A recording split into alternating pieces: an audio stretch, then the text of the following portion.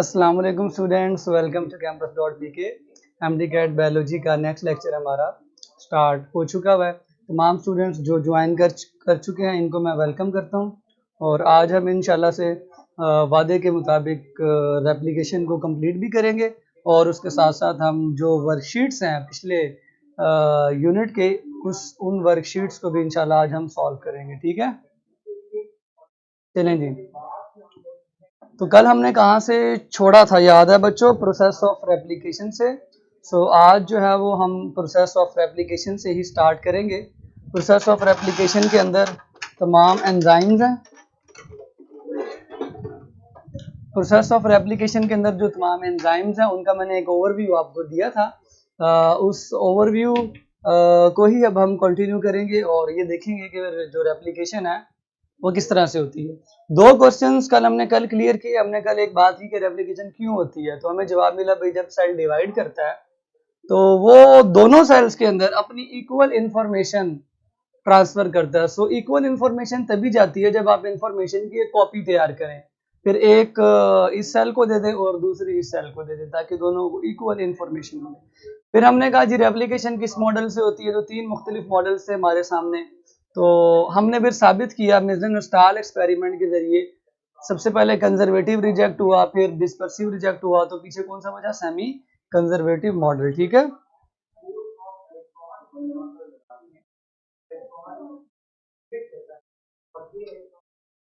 Okay. Video से आज हमने स्टार्ट करना है। सर आपने सर्वे देखा? जी देखा, माशाल्लाह काफी अच्छा सर्वे था। ठीक है, उम्मीद है आप लोग इसी तरह जो है वो मेरे साथ चलते रहेंगे और कॉन्सेप्ट्स अपने क्लियर करवाते रहेंगे। MD-CAT is all about the core concept, जो मैंने आपसे ओरिएंटेशन में वादा किया था तो वो मैं कर रहा हूँ। इंशाल्लाह उम्मीद है कि आगे भी हम इसी तरह अपने कॉन्सेप्ट्स को क्रिस्टल क्लियर करते रहेंगे। सो आज हम स्टार्ट करेंगे प्रोसेस ऑफ रेप्लिकेशन से। कल मैंने आपको कुछ चीज़ें बताई थी, उससे रिलेटेड एक MCQ डिस्कस करते हैं और उसके बाद रेप्लिकेशन का प्रोसेस स्टार्ट करते हैं। तो MCQ है जी आज हमारा, which enzyme fills the gaps between Okazaki fragments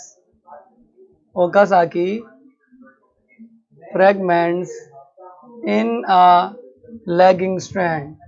मेरा नहीं ख्याल कि इसकी ऑप्शंस बतानी चाहिए, लेकिन फिर भी मैं आपको ऑप्शंस बता रहा हूँ। ऑप्शन नंबर 1 है DNA पॉलीमरेज 1, बी है DNA पॉलीमरेज 2, सी है DNA पॉलीमरेज 3 और डी है ऑल ऑफ दीज। इस MCQ का जवाब दें क्योंकि ये मैंने कल डिस्कस किया था बच्चों। Which enzyme fills the gaps between Okazaki fragments in a lagging strand? हाँ जी बच्चों, कौन सा आंसर होगा? शाबाश, सोचें। ये लाइगेज कौन कह रहा है? लाइगेज बच्चों गैप नहीं फिल कर सकता।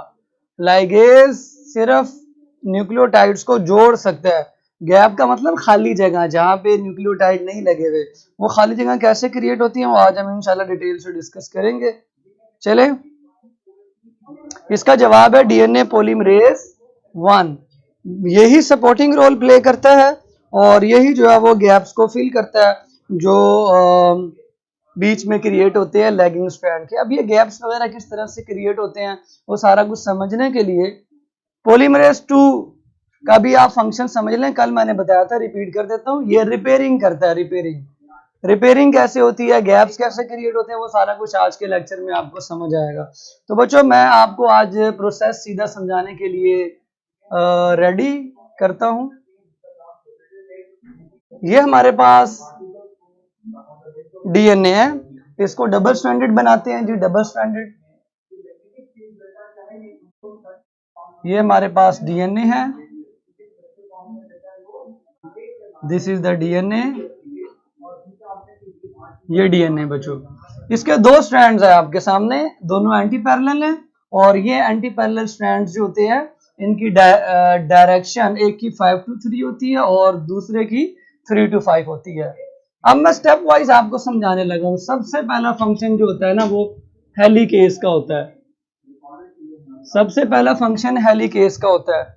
हेलिकेस क्या करता है? हेलिकेस आता है जहां से रेप्लिकेशन स्टार्ट करनी होती है, हेलिकेस एंजाइम उधर आके इन दोनों स्ट्रैंड्स को खोल देता है। तो हेलिकेस के आने के बाद इस तरह से, बल्कि इसको मैं सीधा कर देता हूं ताकि आपको परेशानी ना हो, क्योंकि अगर आप इसको टेढ़ा करेंगे, कॉइल्ड करेंगे तो फिर अब प्रॉब्लम होगी। ये जो हेलिकेज एंजाइम था, दिस हेलिकेज एंजाइम, इसने क्या किया? इसने डीएनए के डबल हेलिक्स को खोल दिया। हेलिकेज का फंक्शन अब आपको याद हो गया, इट अनवाइंड्स या अनकॉइल्स या separates the double stranded DNA. अब ये जो दो स्ट्रैंड्स हैं डीएनए के, ये दोबारा एक दूसरे के साथ बाइंड हो सकते हैं, क्योंकि यहाँ पे कॉम्प्लीमेंट्री बेस पेयर्स होते हैं, इधर भी बेस है। अब ये जो बेस पेयर हैं जो अलग हुए हैं, ये दोबारा से एक दूसरे के साथ अट्रैक्शन डेवलप कर सकते हैं। अगर यहाँ पे ए है तो इधर टी था, ये दोनों दोबारा से अट्रैक्शन डेवलप कर सकते हैं, दोबारा से ये क्वाइल हो सकते हैं, वाउंड हो सकते हैं। तो दोबारा से क्वाइल नहीं होना चाहिए, इसलिए यहाँ पे बच्चों कुछ प्रोटीन्स आके अटैच होती हैं। उन प्रोटीन्स को हम SSB कहते हैं, सिंगल स्ट्रैंड बाइंडिंग प्रोटीन। यहां पर भी सिंगल स्ट्रैंड बाइंडिंग प्रोटीन आके अटैच हो जाएगी, SSB। तो सेकंड मेन फंक्शन किसका होगा?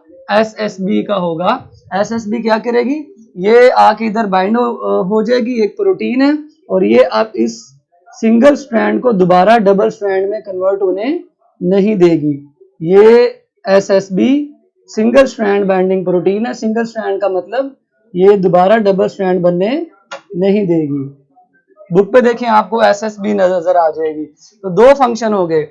एक फंक्शन आपको हेलिकेस का समझा दिया, हेलिकेस ने खोल दिया, खोल के उसने एक फोर्क क्रिएट कर दिया। This is called replication fork. जो ये वाई शेप बनती है, this Y shape is known as replication fork.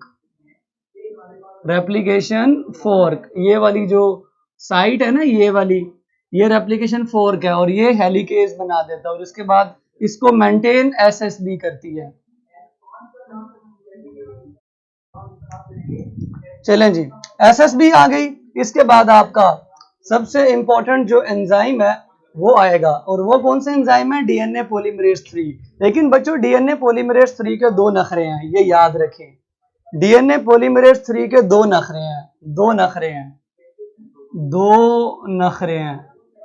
पहला नखरा उसका ये है, DNA पॉलीमरेज 3 के दो नखरे कौन से हैं? याद रखें बच्चों, ये DNA पॉलीमरेज 3 के हैं। पॉलीमरेज 3 के दो नखरे हैं। पहला नखरा ये है कि ये DNA पॉलीमरेज 3 इनिशिएट नहीं कर सकता, can not initiate polymerization, mean वो DNA नहीं बना सकता, बनाना शुरू नहीं कर सकता। इनिशिएट मीन शुरुआत नहीं कर सकता वो, ठीक है। तो शुरुआत कहीं से होगी? ये फिर क्या कर सकता है? It can only elongate. ये लिख लें, बहुत प्यारे प्यारे से जुमले मैं लिख रहा हूं। इनिशिएट नहीं कर सकता, सिर्फ DNA के स्ट्रैंड को एलोंगेट कर सकता है, पॉलीमरेज 3। और इसके साथ साथ इसकी जो डायरेक्शन होती है वो 5 प्राइम टू 3 प्राइम होती है। इसका मतलब ये है, डायरेक्शन का मतलब ये है, कैन ऐड न्यू न्यूक्लियोटाइड्स, नए न्यूक्लियोटाइड्स को ये सिर्फ 3 प्राइम डायरेक्शन में ऐड कर सकता है। 5 to 3 है ना, तो ये चेन बनती चली जा रही है। अगर ये 5 प्राइम है, ये 3 प्राइम है, तो 3 प्राइम वाली साइड पर ये नए न्यूक्लियोटाइड ऐड कर सकता है। एक और ऐड किया 3 वाली साइड पर, एक और ऐड किया 3 वाले एंड पर ऐड कर सकता है। 5 वाले एंड पर ये नया न्यूक्लियोटाइड ऐड नहीं कर सकता, सिर्फ किस साइड पर ऐड कर सकता है? 3 वाली साइड पर। सो इसकी डायरेक्शन बनेगी 5 to 3। ये दो नखरे हैं, इन दो नखरों को याद कर लें जल्दी से। पहला नखरा क्या, ये जल्दी से कमेंट भी कर दें, आपको याद हो जाएगा, भूलेगा नहीं, बहुत इंपॉर्टेंट एमसीक्यू है। पॉलीमरेज 3 कैन नॉट, ये दो नखरे ऐसे ही लिख दिया मैंने, इसको मिटा दें, ये ना आप परेशान हो जाइए। DNA polymerase 3 can not initiate, ये डीएनए की सिंथेसिस को शुरू नहीं कर सकता, सिर्फ एलोंगेट कर सकता है, और इसकी डायरेक्शन 5 to 3 है। इसका मतलब ये है कि ये नए न्यूक्लियोटाइड्स को सिर्फ 3 डायरेक्शन में ऐड कर सकता है। 3 डायरेक्शन में कैसे ऐड करेगा, अगर ये वाला स्ट्रैंड 3 प्राइम टू 5 प्राइम है और नीचे वाला 5 प्राइम टू 3 प्राइम है, अब ये दोनों स्ट्रैंड जो है ना, ये टेम्पलेट स्ट्रैंड्स हैं, इनको देखकर नया स्ट्रैंड बनेगा। जो यहाँ पे नया डीएनए बनेगा, इसकी डायरेक्शन 5 to 3 होगी। सो डीएनए पॉलीमरेज 3 के नखरे के मुताबिक ये वाला स्ट्रैंड तो बन सकता है, इसकी जो डायरेक्शन होगी वो 3 to 5 होगी। न्यूली सिंथेसाइज्ड स्ट्रैंड की डायरेक्शन 3 to 5 है। ये वाली डायरेक्शन डीएनए पॉलीमरेज 3 के बस की बात नहीं है। सो ये किस तरह से कंप्लीट करेगा उसको समझते हैं। तो नंबर 3 पर, चूंकि डीएनए पॉलीमरेज 3 इनिशिएट नहीं कर सकता, तो इनिशिएट करने के लिए एंजाइम आएगा प्राइमेज। प्राइमेज क्या करेगा, ये एक छोटा सा 10 न्यूक्लियोटाइड्स का एक पोर्शन ऐड करेगा, जिसको आरएनए प्राइमर कहेंगे। आरएनए प्राइमर, ये आरएनए प्राइमर है। ये आरएनए प्राइमर किसने ऐड किया, यहाँ पे प्राइमेज ने ऐड किया है। इसका मतलब शुरुआत प्राइमेज ने कर दी बाय एडिंग आरएनए प्राइमर। अब आरएनए प्राइमर का ये वाला एंड 5 प्राइम है और ये वाला एंड 3 प्राइम है। आरएनए प्राइमर एक छोटा सा आरएनए का टुकड़ा होता है, 10 न्यूक्लियोटाइड इसकी लेंथ होती है, या 10 बेसिस कह लें, 10 न्यूक्लियोटाइड से लंबा भी हो सकता है, लेकिन आमतौर पर इसकी लेंथ 10 न्यूक्लियोटाइड्स होती है। ये आरएनए का टुकड़ा है। अब सवाल ये कि डीएनए के अंदर आरएनए का टुकड़ा क्या कर रहा है। अब वो आरएनए का टुकड़ा क्या कर रहा है, उसको याद करने के लिए ये वाला वर्ड नहीं भूलना आपने। आरएनए का टुकड़ा डीएनए की फॉर्मेशन को शुरू कर देता है, सिंथेसाइज करने के अमल को शुरू करता है, और इस एंजाइम का नाम प्राइमेज है, जो ये आरएनए का टुकड़ा यहाँ पे आके बाइंड करता है। अब चौथे नंबर पर डीएनए पॉलीमरेज 3 आएगा। डीएनए पॉलीमरेज 3, डीएनए पॉलीमरेज 3 क्या करेगा, ये यहाँ पे आके इस तरह से जुड़ेगा और इसको एलोंगेट करना शुरू कर देगा। चूंकि ये 3 प्राइम एंड है, OH ग्रुप होता है यहाँ पे, वो नए न्यूक्लियोटाइड्स को ऐड करता जाएगा, आगे की जानिब मूव करता जाएगा, ये देखें, ये 3 प्राइम डायरेक्शन है, यहाँ पे नए न्यूक्लियोटाइड्स ऐड होते जा रहे हैं और ये डबल स्ट्रैंडेड डीएनए में कन्वर्ट होता चला जा रहा है, और मजीद ये ऐड करेगा और ये पूरा जो है ना डबल स्ट्रैंडेड डीएनए में इसको कन्वर्ट कर देगा।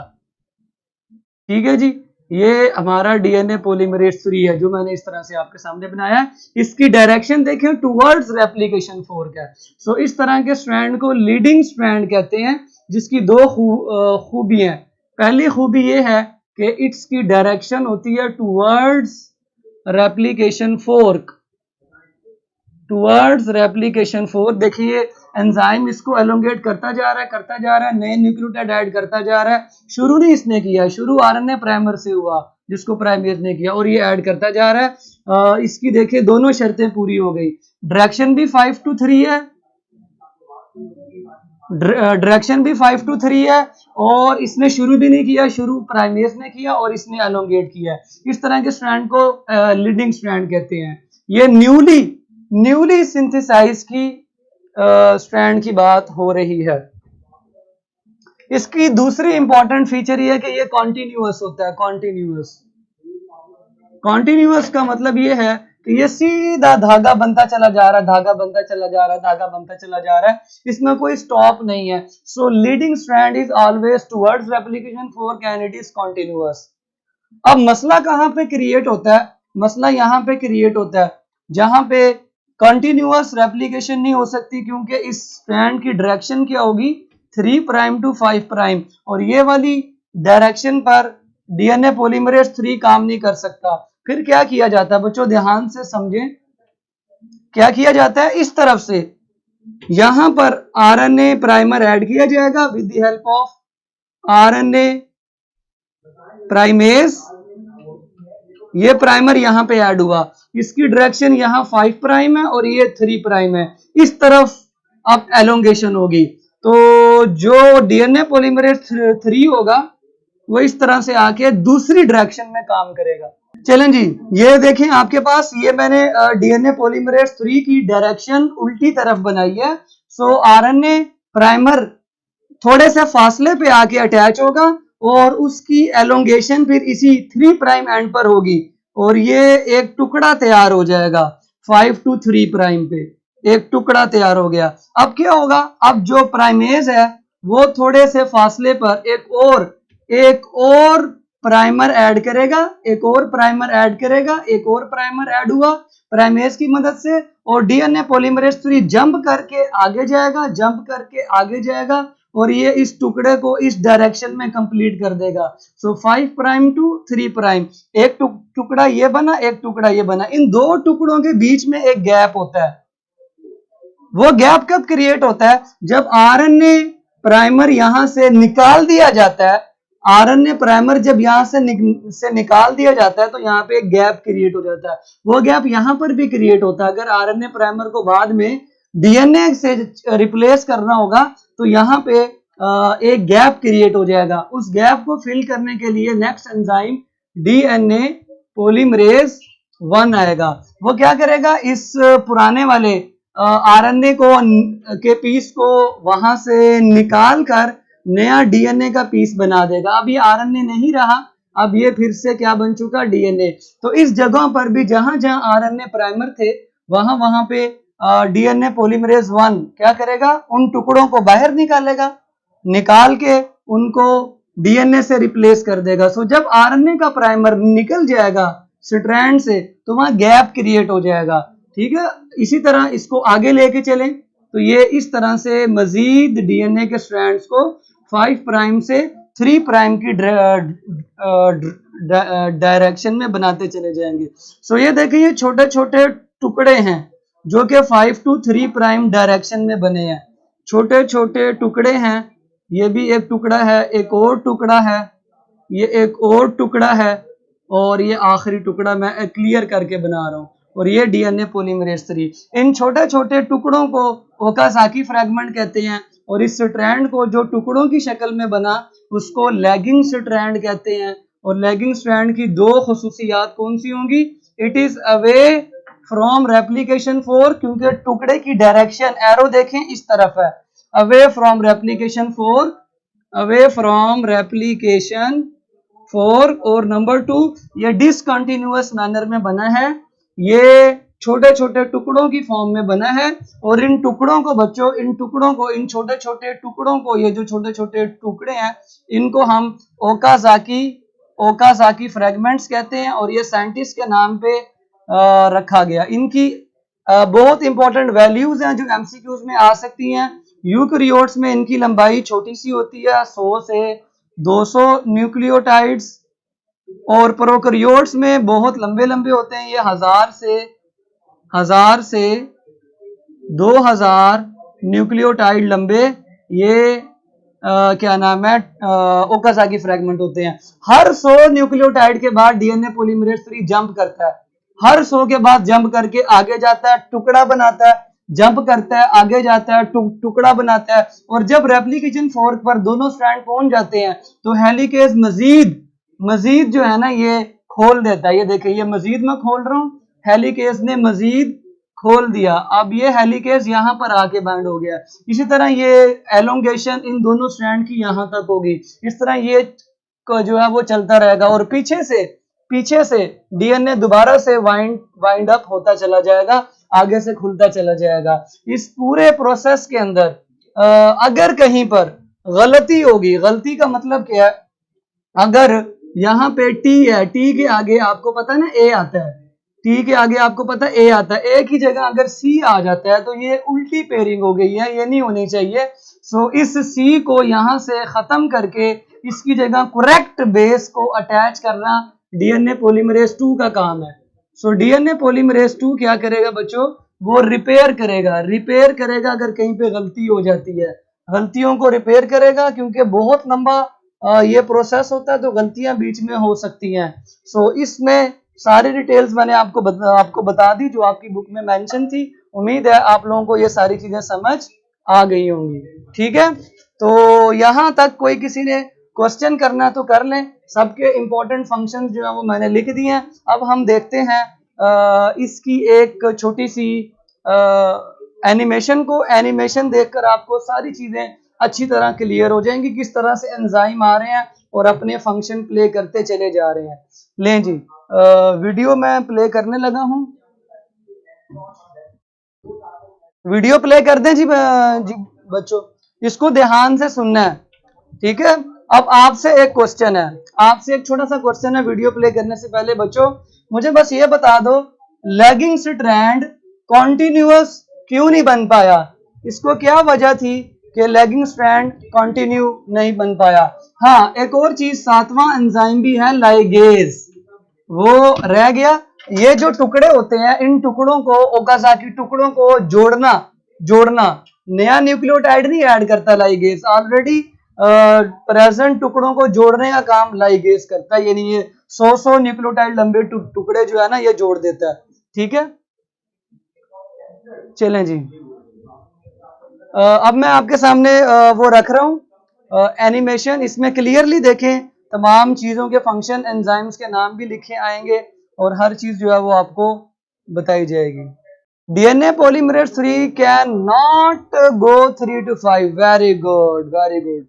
ओकाज़ाकी फ्रैगमेंट की वजह से नहीं। ओकाज़ाकी फ्रैगमेंट क्यों बने? क्योंकि ओकाज़ाकी फ्रैगमेंट बनने की वजह यह है कि डीएनए पॉलीमरेज 3 का नखरा है कि वो सिर्फ 5 to 3 जा सकता है, और एक ही स्ट्रैंड दोनों में से ऐसा होगा जिसको हम 5 to 3 बना सकते हैं, दूसरा तो 3 to 5 होगा, सो उसको उल्टा बनाना पड़ेगा। ठीक है जी, not due to Okazaki fragment, due to direction.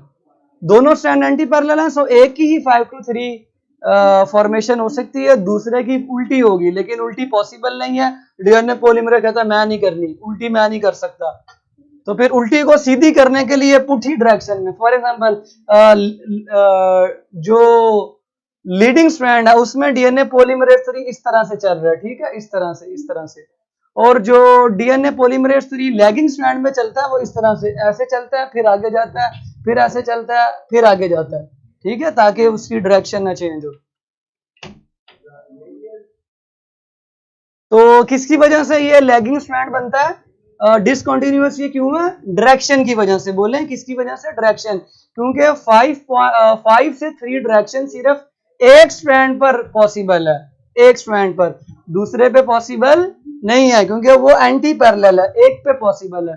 सो दूसरे पे पॉसिबल बनाने के लिए वो उल्टा चलता है, जंपिंग कर करके छोटे छोटे टुकड़े जो है वो तैयार करता है। ठीक है,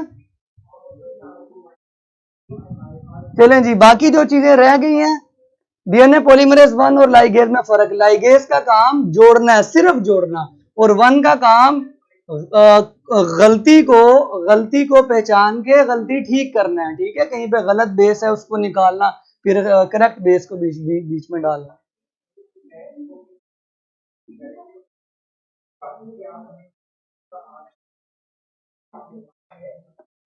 चलें जी स्टूडेंट्स, ये आपके सामने स्टार्ट हो चुकी भी है रेप्लिकेशन। ये एक ओरिजिन ऑफ रेप्लिकेशन है। यहाँ पे देखें, सबसे पहले हेलिकेज ने आके खोला, तो इसके खोलते ही देखें ये कौन आके बाइंड हुई? Single strand binding protein. ये ओरिजिन ऑफ रेप्लिकेशन है। यहाँ पे देखें ये खोल चुका है हेलिकेज और सिंगल स्ट्रैंड बाइंडिंग प्रोटीन। अब इनको दोबारा से डबल स्ट्रैंडेड में कन्वर्ट होने नहीं देगी। अब देखें ये खोलना शुरू कर दिया इसने। अब ये रेप्लिकेशन होती किस तरह एक्चुअली, ये देखें, ये आपको उसके बॉन्ड्स बताना जो है मैं चाहूंगा कि ए के सामने इस तरह से एक न्यूक्लियोटाइड आता है और वो इस तरह से आके अटैच होता है। ठीक है, ये मैंने आपको बायोकेमिस्ट्री की अंदर वाली जो चीज है वो थोड़ी सी एक्सप्लेन की। अब ये देखें, ये पहला एंजाइम आया है, दिस इज प्राइमेज। शुरू कहां से होता है रिएक्शन? प्राइमेज से शुरू होता है। प्राइमेज आके बाइंड हो गया। मैंने कहा डीएनए पॉलीमरेज 3 शुरू नहीं कर सकता। देखो शुरू नहीं ना किया, शुरू कौन कर रहा है? प्राइमेज। ये प्राइमेज क्या करता है जी आगे? ये प्राइमेज आके करता है आरएनए प्राइमर को अटैच। ये देखें, ये आरएनए प्राइमर इसने अटैच कर दिया। ठीक है, आरएनए प्राइमर अटैच, लें जी, आरएनए प्राइमर देखें ग्रीन कलर का शो हुआ है, डीएनए के अंदर छोटा सा आरएनए आके लगता है, ये 10 न्यूक्लियोटाइड जो है वो आमतौर पर लंबा टुकड़ा होता है, यही वो आरएनए प्राइमर जिसको बाद में निकाल के डीएनए का टुकड़ा डाला जाएगा। चलें ये देखें जी, आरएनए प्राइमर के बाद अब ये डीएनए पॉलीमरेज 3 आ गया, ये क्या करेगा बच्चों, ये उसी आरएनए प्राइमर से आगे एलोंगेशन शुरू करेगा और नया स्ट्रैंड बनाना शुरू करेगा। चेक करें, ये डीएनए पॉलीमरेज 3 है, ये आना शुरू हुआ और ये देखें 5 to 3 डायरेक्शन में बनाना शुरू। देखें 3 प्राइम डायरेक्शन आपको शो की गई, ये वाली, ये 3 प्राइम डायरेक्शन में नए न्यूक्लियोटाइड आके लग रहे हैं, सारे नए जो न्यूक्लियोटाइड है वो 3 प्राइम एंड पर आके लग रहे हैं और ये चेक करें, ये कॉन्टिन्यूअसली स्ट्रैंड बनता चला गया। चलें जी, इसके बाद क्या होगा, ध्यान से आपने नोट करना है, इसको हम लीडिंग स्ट्रैंड कहेंगे क्योंकि इसकी डायरेक्शन देखें टुवर्ड्स रेप्लिकेशन 4 का, इस 4 की तरफ, और ये कॉन्टिन्यूअसली बनता चला जा रहा है। तो ये तो सिंपल हो गया लीडिंग स्ट्रैंड। अब हम चलते हैं नेक्स्ट लैगिंग की तरफ। लैगिंग कैसे बना है, लैगिंग का आरएनए प्राइमर देखें इधर है, थोड़ा दूर है, इस तरफ इसकी एलोंगेशन हुई थी, ये देखें ये किस तरह से होती है, इसको मैं ये देखें, ये देखें यहाँ पे प्राइमेज थोड़े फासले पे जाके प्राइमर जो है वो लगाता है, ये प्राइमेज ने प्राइमर फासले पे लगाया। देखिए यहाँ पे टुकड़ा खाली है ना, अब इस टुकड़े को भरेंगे, कैसे भरेंगे, प्राइमर लग गया फासले पे, कॉन्टिन्यूअस नहीं है, थोड़े फासले पे प्राइमर लगा, डीएनए पॉलीमरेज 3 जंप करके आया और इसने देखें अवे फ्रॉम रेप्लिकेशन 4 छोटा सा टुकड़ा तैयार कर दिया। अब इस छोटे से टुकड़े को किस तरह से जोड़ा जाएगा और वो जो ग्रीन कलर का प्राइमर है उसको निकाल कर डीएनए में कैसे तब्दील किया जाएगा। चेक करें, डीएनए पॉलीमरेज 1 आया, इसने ग्रीन कलर के टुकड़े को देखो निकाल के डीएनए में तब्दील कर दिया, आरएनए के टुकड़े को डीएनए में तब्दील कर दिया। सो डीएनए पॉलीमरेज 1 आरएनए के टुकड़े को निकाल के जो गैप है उसको फिल करके चला गया। अब देखो लाइगेज आ रहा है, ये लाइगेज है बच्चों, ये लाइगेज ने देखो उसको जोड़ दिया। कैसे जोड़ा, मैं आपको थोड़ा सा इसको ये देखें, ये जो फासला है दो ओकाज़ाकी फ्रेगमेंट्स के दरमियान जो डिसकनेक्शन है, इसको लाइगेज आके बाइंड कर देगा, जोड़ देगा। ये नया न्यूक्लियोटाइड नहीं ऐड करता, ये ऑलरेडी लगे हुए न्यूक्लियोटाइड्स को दो टुकड़ों को जोड़ देता है। लाइगेज जोड़ दिया, लाइगेज ने जोड़ा, अब देखें ये टुकड़ा तैयार हो चुका हुआ है, ये टुकड़ा तैयार हो चुका हुआ है। फिर देखें थोड़े फासले पे प्राइमेज ने प्राइमर लगाया, और ये देखें डीएनए पॉलीमरेज 3 जंप करके आगे गया है। कितना बड़ा जंप मारता है ये, 100 से 200 न्यूक्लियोटाइड का जंप यूकैरियोट्स में और 1000 से 2000 न्यूक्लियोटाइड का जंप प्रोकैरियोट्स में ये जंप मार के आगे गया। और फिर अवे फ्रॉम रेप्लिकेशन 4 ये टुकड़ा तैयार करेगा, और टुकड़े के बाद वो जो ग्रीन प्रीवियस टुकड़े का वो जो आरएनए प्राइमर है ग्रीन कलर का, उस आरएनए को डीएनए में तब्दील किया जाएगा, और ये काम डीएनए पॉलीमरेज 1 ने किया। फिर लाइगेज ने पिछले टुकड़े को इस टुकड़े के साथ जोड़ दिया, जोड़ने का काम लाइगेज ने किया। इस तरह ये प्रोसेस कंटिन्यू होगा। अब ये देखें यहाँ पे, ये जहां पे ये क्यों हो रहा है, ये डायरेक्शन 5 to 3 है, 5 प्राइम पे नए न्यूक्लियोटाइड नहीं लग सकते, इसलिए वो उल्टी डायरेक्शन में 3 प्राइम पे ही लगाया जा रहा है। और ऊपर वाला लीडिंग स्ट्रैंड देखें क्वाइल भी होना शुरू हो गया, और ये 3 प्राइम पे नए न्यूक्लियोटाइड लगते चले जा रहे हैं। This is all about the process of replication. Thank you. हाँ जी बच्चों, वीडियो मजेदार थी, सारा कुछ आप लोगों को मैंने शो किया।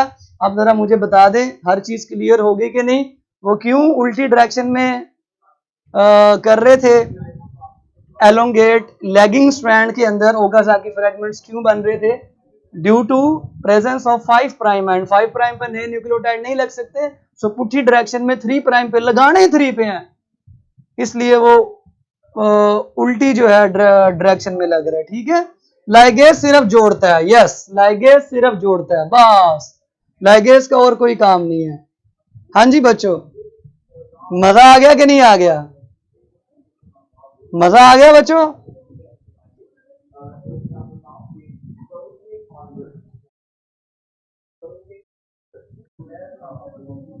हाँ जी बच्चों, मजा आ गया कि नहीं? HD clear, very good. हाँ जी, कोई क्वेश्चन? अब इसमें से कितने ज्यादा जो है वो, सर लाइगेज ओकाजाकी फ्रैगमेंट जोड़ता है या DNA polymerase 1? Ligase Okazaki fragment को जोड़ता है, डीएनए पॉलीमरेज 1 आरएनए प्राइमर को निकाल के डीएनए के टुकड़े ऐड करके जाता है, ठीक है जी। डीएनए पॉलीमरेज 1 मैंने कल बताया भी था, वो सपोर्टिंग रोल प्ले करता है, वो आरएनए के टुकड़ों को निकाल के बीच में, क्योंकि रेप्लिकेशन तो डीएनए की है ना बच्चों, रेप्लिकेशन डीएनए की है ना, तो बीच में आरएनए क्या कर रहा है? डीएनए पॉलीमरेज 1 कहता है अच्छा आरएनए, इसको अभी चेंज करते हैं, तो वो आरएनए चेंज करके डीएनए डाल के जाता है। नो क्वेश्चन, मेरा ख्याल है अब इसमें कोई क्वेश्चन बचता ही नहीं है, ठीक है। सारा कुछ जो है वो क्लियर कर दिया। जिन बच्चों ने अभी लेक्चर नहीं लिया आज, वो मिस कर गए होंगे इस सारी चीज को, क्योंकि इसमें से बहुत इंपॉर्टेंट जो है वो एमसीक्यूज आ सकते हैं। चलें जी, अब आप लोग वर्कशीट्स खोल लें बच्चों, आज के रिव्यूज अपलोड करने हैं आपने, ठीक है। सच्ची सर सच्ची, टेरिफिक, वेरी गुड, टेरिफिक।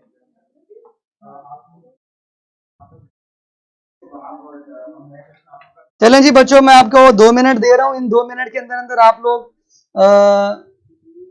अपनी अपनी वर्कशीट्स खोल लें, प्रोटीन की, न्यूक्लिक एसिड्स की, एंजाइम्स की, वो जल्दी जल्दी जो है ना वो हम स्टडी कर लेते हैं।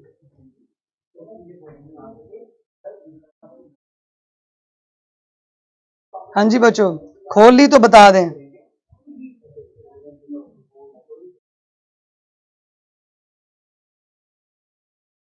Open, very good. ले जी, मैं अब आपके सामने करने लगा हूं डिस्कस डिस्कस डिस्कस। किधर गया मेरा माउस? ये रहा माउस, आ गया जी। How to open a long test. बच्चों अब जिन्होंने नहीं ओपन की उनको प्रॉब्लम होगी, ठीक है। अब मैं तो ओपन कर रहा हूं अपने लैपटॉप के अंदर। मैंने आपको पहले से कहा था कि वर्कशीट डाउनलोड करके रख लें, अब इसलिए अब बच्चे पूछ रहे हैं कहाँ से ओपन करनी है, कहाँ से ओपन करनी है, पहले से करके रख लें, ठीक है जी। तो मैं स्टेटमेंट्स बोल दूंगा और उनके जो है ना वो जवाब आप लोगों को पता चल जाएंगे। चलें जी बच्चों, स्टार्ट करते हैं। अच्छा, ये क्वेश्चन क्या किया, दोबारा रिवाइंडिंग कौन करता है? दोबारा रिवाइंडिंग वाला एंजाइम भी लिख लें, बुक में नहीं है आपके।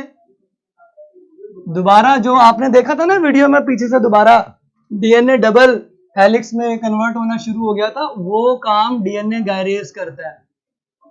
डीएनए गायरेज क्या करता है? रीवाइंडिंग करवा देता है, रीवाइंडिंग।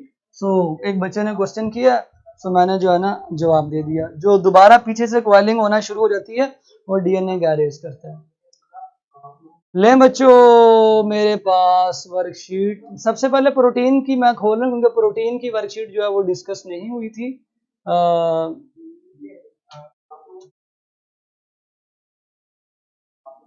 प्रोटीन की वर्कशीट खोल लेते हैं। ले जी, ये मेरे पास आ गई वर्कशीट सारी। लें जी, ये है जी प्रोटीन की वर्कशीट। अब ये बहुत छोटा नजर आ रहा है, चलें इसको भी बड़ा कर लेते हैं। लें जी, प्रोटीन की वर्कशीट मेरे सामने खुल चुकी हुई है, लेकिन ये इतना छोटा क्यों नजर आ रहा है? लैपटॉप आगे रख लेते हैं। लें जी, अब ठीक हो गया, मेरे सामने ये वर्कशीट खुल चुकी हुई है। लें जी, वेरी गुड। लें बच्चों,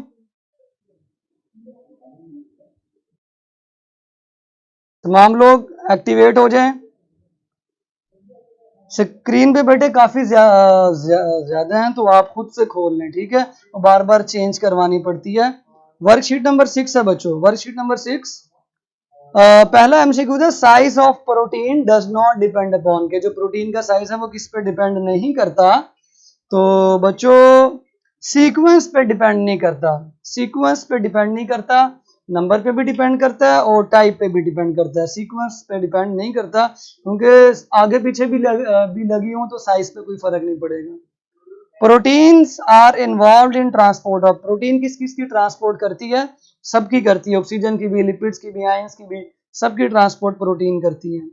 fibrous protein differ from globular protein in being, fibrous protein जो होती हैं वो मोर स्टेबल होती हैं। ये लाइन लिखी हुई है ग्लोबुलर प्रोटीन में कि जब उनके एनवायरनमेंट में कोई तब्दीली आती है तो वो डिसऑर्गेनाइज हो जाती है।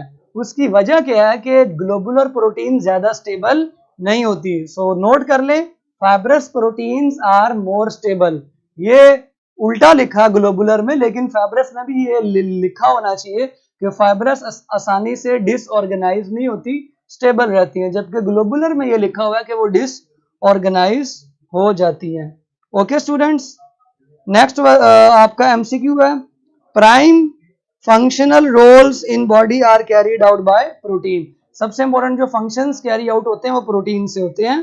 अगला है a peptide bond is form between, peptide bond D option है, a carboxyl group and an amino group, क्योंकि अमाइनो एसिड में एक तरफ अमाइनो ग्रुप होता है, एक तरफ कार्बोक्सिल ग्रुप होता है। सो डी ऑप्शन होगी। छठा एमसीक्यू है, which one of the following types of bond in mainly concerned in maintaining alpha helix.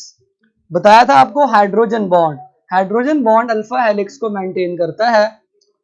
और सातवां एमसीक्यू है, what is theoretical number of chemically different dipeptides में बी, यानी 12 अमाइनो एसिड्स को मुख्तलिफ तरह से जोड़ें तो कितने डाइपेप्टाइड बन सकते हैं। बच्चों इसका मतलब ये है कि सबको सबके साथ लिखना है आपने। 12 किस्म के अमाइनो एसिड है, पहले एक को 11 के साथ, फिर अगले को बाकी 11 के साथ, लेकिन ये लंबा प्रोसीजर है। शॉर्टकट प्रोसीजर ही है, डाइपेप्टाइड बनाना है, 2 अमाइनो एसिड वाली चेन्स बनानी है और 12 से बनानी है, तो 12 का स्क्वायर ले लें, आपके पास आंसर आएगा 144, यानी 144, 144 टाइप्स के डाइपेप्टाइड्स बन सकते हैं 12 डिफरेंट अमाइनो एसिड से। ठीक है बच्चों, शॉर्टकट है।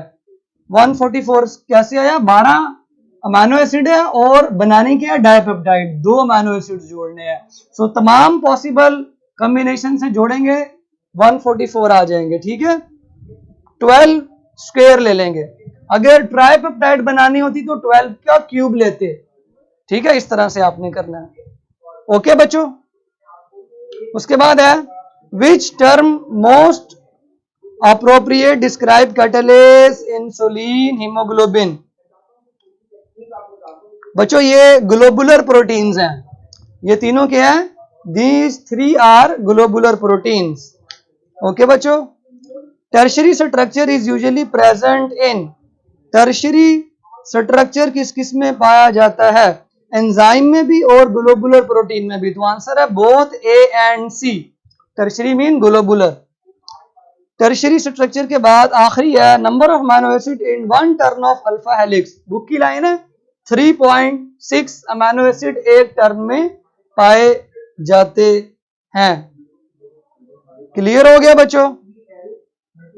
इसमें से कोई बात पूछनी है तो जल्दी से पूछ लें, नहीं तो न्यूक्लिक एसिड्स की निकाल लें, न्यूक्लिक एसिड्स की निकाल लें। जिन्होंने नहीं निकाली वो मैं बोल रहा हूं, उर्दू में बता रहा हूं, समझ आ रही होगी सबको। न्यूक्लिक एसिड्स की निकाल लें बच्चों जल्दी से, हरी अप, न्यूक्लिक एसिड्स की निकाल लें। The width of DNA duplex is, DNA की चौड़ाई, ये जो चौड़ाई है डीएनए की, ये वाली चौड़ाई कितनी होती है? तो बताया था 2 नैनोमीटर। डीएनए की जो विड्थ होती है यानी उसका डायमीटर 2 नैनोमीटर होता है। मैंने शायद पढ़ाते हुए ना 2 माइक्रोमीटर लिख दिया था, मुझे ना शक पड़ रहा है, क्या मैं सही कह रहा हूँ? क्योंकि याददाश्त बड़ी तेज है मेरी, तो क्या मैंने लिख दिया था माइक्रोमीटर? तो वो ठीक कर लें, लेक्चर नोट्स अगर आपने बनाए हुए या नोट किया हुआ तो उसको नैनो कर लें। डीएनए 2 नैनोमीटर चौड़ा होता है। ओके बच्चों,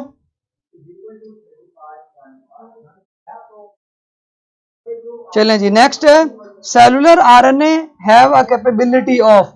आरएनए की क्या कैपेबिलिटी होती है? आरएनए क्या कर सकता है? आरएनए डबल हेलिकल स्ट्रक्चर बना सकता है। क्यों?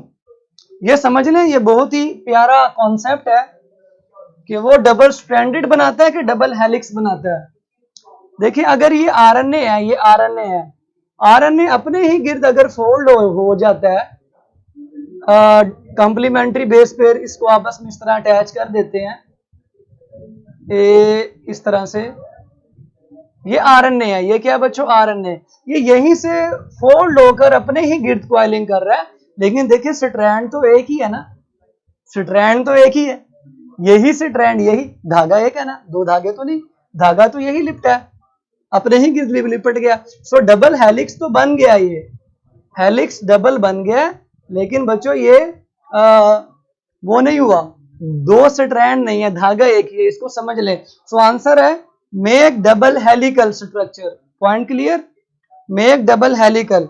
डबल स्ट्रैंड क्यों नहीं है? क्योंकि धागा एक ही है, धागे दो नहीं हुए। अगला है जी, the size of messenger RNA always correspond to.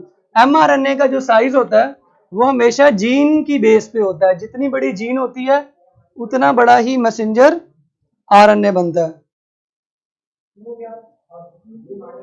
अच्छा जी, for a protein of 2175 amino acid, यानी अगर अमाइनो एसिड 2175 है तो उसका जो मैसेंजर आरएनए होगा उसकी लेंथ कितनी होगी? तो 3 से मल्टीप्लाई कर दें, क्योंकि 3 का कोडॉन होता है, तो 3 से मल्टीप्लाई करेंगे, आपके पास आंसर आ जाएगा 6525। 6525 लंबा मैसेंजर आरएनए होगा। क्लियर?